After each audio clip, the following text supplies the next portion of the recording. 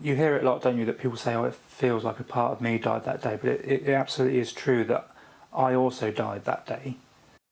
Winter Andrews lived for just 23 minutes, but the trauma of her death is never ending. That evening I felt suicidal, if I'm honest with you. I felt like I needed to find the roof of the hospital because who was going to look after my daughter?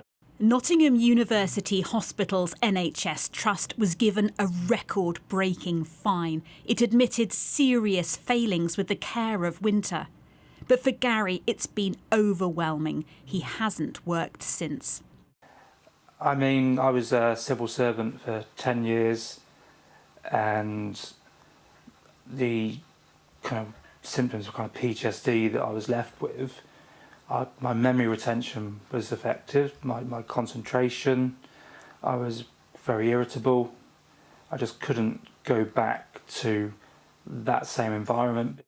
This isn't ever a situation that we wanted to be in, but we have found ourselves having to use food banks. We financially struggle, and it should never have been like this. Gary wanted to sue the hospital, but he can't because a recent legal ruling removed the right of parents to be recognised as secondary victims in clinical negligence claims.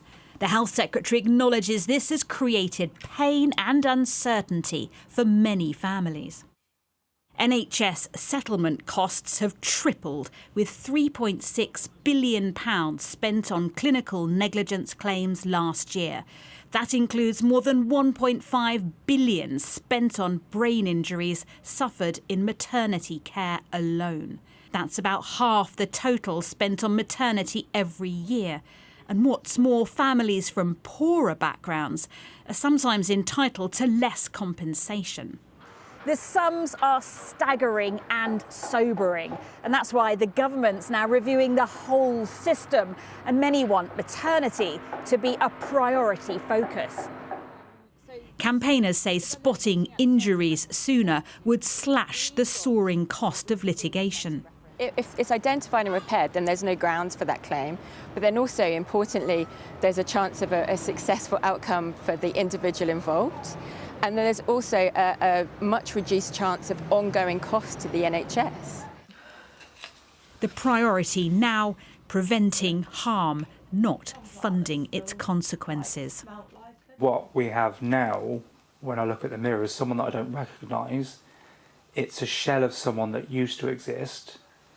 It's someone who won't flourish in life now because of the ongoing consequences of all of this. You know, I will never recover from Winter dying. Laura Bundock, Sky News.